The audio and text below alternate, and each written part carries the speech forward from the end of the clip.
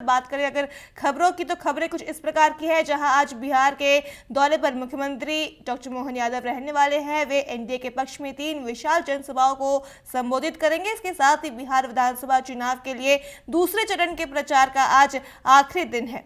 इसको लेकर के मुख्यमंत्री डॉक्टर मोहन यादव आज बिहार के दौरे पर रहने वाले। और अब बात करते हैं भोपाल की, तो भोपाल से हमारे साथ हमारे सहयोगी गब्बर सिंह ठाकुर जुड़ चुके हैं।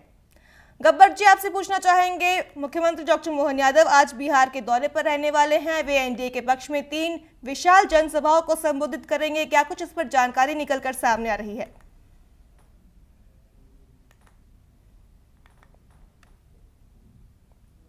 जी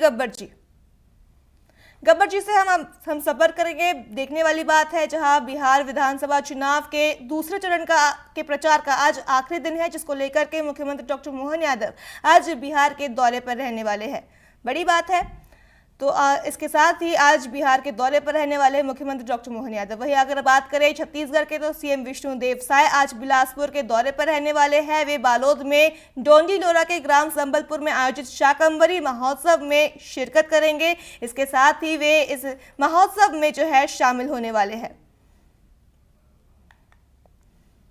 गब्बर जी से संपर्क करेंगे। गब्बर जी, आपसे पूछना चाहेंगे, भोपाल में जो है मुख्यमंत्री डॉक्टर मोहन यादव आज बिहार के दौरे पर रहने वाले हैं। वे एनडीए के पक्ष में 3 विशाल जनसभाओं को संबोधित करेंगे।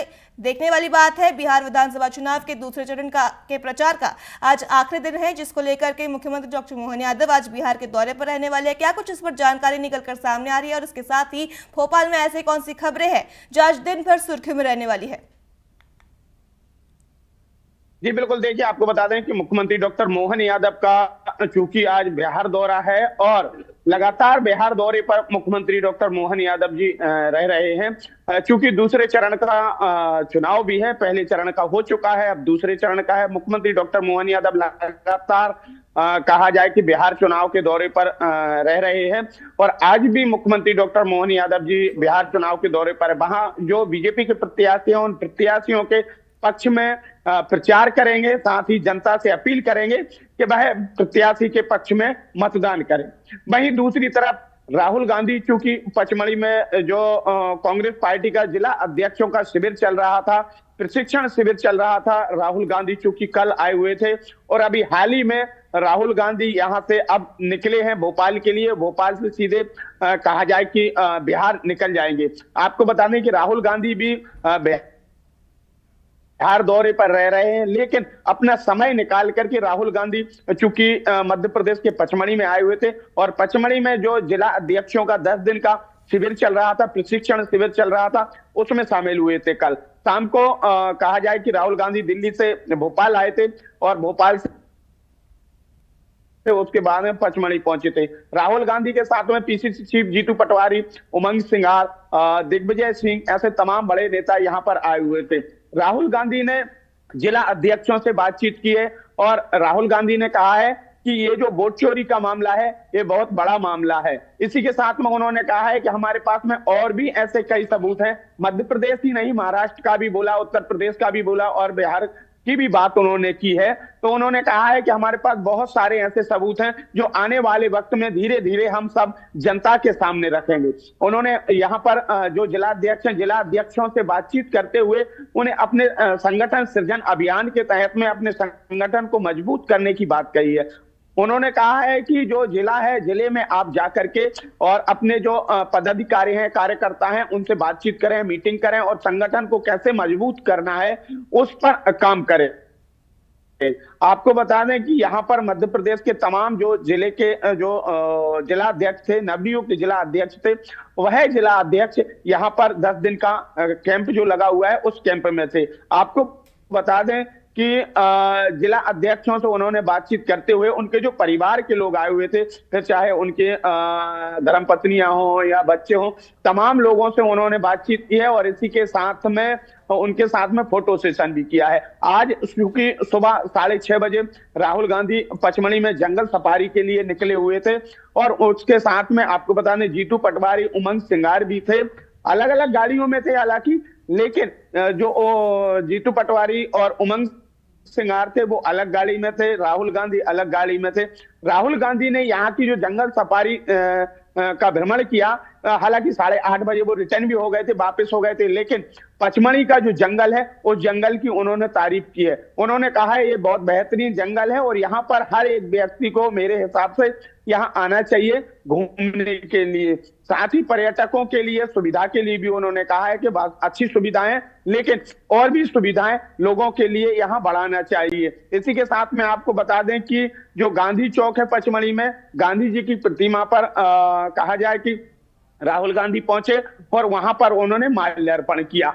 आपको बता दें कि राहुल गांधी के अलावा यहाँ पर सोनिया गांधी जी भी और तमाम नेता यहाँ आ चुके हैं। इसके पहले भी अभी हाल ही में दिग्विजय सिंह ने भी कहा है कि जब हमारी सरकार बनी थी, सरकार बनने के पहले भी हमने यहाँ पर एक शिविर लगाया था, उसमें सोनिया जी आई हुई थी और फिर उसके बाद में हमारी सरकार बनी। सरकार बनने के साथ साथ आपको बता दें कि अब जो ये शिविर लगा है तो इन्हें उम्मीद है कि आने वाले वक्त में जो कांग्रेस पार्टी है वह मध्य प्रदेश में अपनी सरकार बना सकती है। जी गब्बर जी, आपसे पूछना चाहेंगे, फेक व्हाट्सएप जो है ठगी का मामला भी एक मामला सामने आया है। माखनलाल चतुर्वेदी कॉलेज के कुलगुरु जो है इस ठगी का शिकार हुए हैं, इसमें क्या कुछ जानकारी निकलकर सामने आ रही है?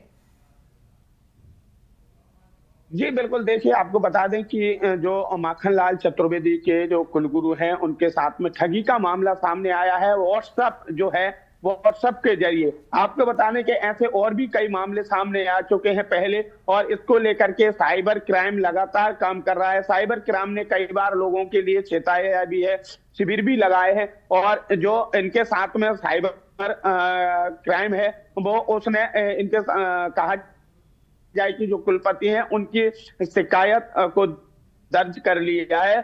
इसके पहले भी और भी कई मामले सामने आ चुके हैं व्हाट्सएप कॉलिंग के। व्हाट्सएप कॉल के जरिए कहा जाए कि लोगों के लिए ठगने का काम किया जाता है। ऐसे अभी हाल ही में करीबन 15 से 20 दिन पहले और भी एक और मामला सामने आया था साइबर ठगी का। लाखों रुपए की इसमें ठगी की जाती है। पहले उनके लिए ऐप के माध्यम से कहा जाए कि गेम दिखाए जाते हैं, और जब गेम ओवर हो जाता है तो उसमें फिर धीरे धीरे उनकी पेमेंट कटने लगती है, और ऐसी जब पेमेंट कटती है तो लाखों रुपए की ठगी हो जाती है। हाल ही में अभी 15 दिन पहले भी ऐसा एक मामला सामने आया था कि एक महिला ने शिकायत की थी कि उसके लिए एक लिंक आई और उसमें बताया कि होमवर्क करना है आपके लिए। होमवर्क के माध्यम से उस ऐप के माध्यम से काम किया, लेकिन पहले उसे पैसे मिले और उसके बाद में उसके साथ में क्या हुआ कि उसका जो टारगेट दिया गया था वो टारगेट अचीव नहीं कर पाई, पूरा नहीं कर पाई, तो उसकी फिर पेमेंट कटने लगी। धीरे धीरे उसकी लाखों रुपए कटने लगी और करीबन 15 लाख रुपए के आसपास उसकी पेमेंट कट गई। उसके खाते से पैसे निकल गए, तब जाकर के उसने फिर साइबर क्राइम में शिकायत की। और इसी के साथ में आपको बता दें ऐसे और भी कई मामले सामने आए। लगातार व्हाट्सएप के जरिए, इंस्टाग्राम के जरिए, फेसबुक के जरिए ये जो लिंकें आती हैं, लिंक पर आप क्लिक करते हैं तो क्लिक करते हैं, आपके लिए फिर इंस्ट्रक्शन दिए जाते हैं, बातचीत की जाती है, आपको पैसे का लालच दिया जाता है कि आप इससे इतना पैसा कमा सकते हैं, इतना। फिर उसके बाद में आपको टारगेट दिया जाता है। अगर टारगेट पहले तो आप अचीव कर लेते हैं तो आपको पैसा मिलता है। आपको लगता है कि शायद जो हमें टारगेट दिया जा रहा है ये टारगेट हम अचीव कर रहे हैं, बहुत बढ़िया काम है, होमवर्क है, घर बैठे हम पैसा कमा सकते हैं। लेकिन जब आप उसमें अच्छे से कहा जाए बेहतरीन जो जालसाज हैं, उन जालसाजों के चक्कर में जब फंस जाते हैं तब जाकर के वो ऐसे टारगेट देते हैं कि उन टारगेट को आप पूरा नहीं कर पाते हैं, और फिर उसके उपलक्ष्य में वह आपकी पेमेंट उल्टी काटने लगते हैं।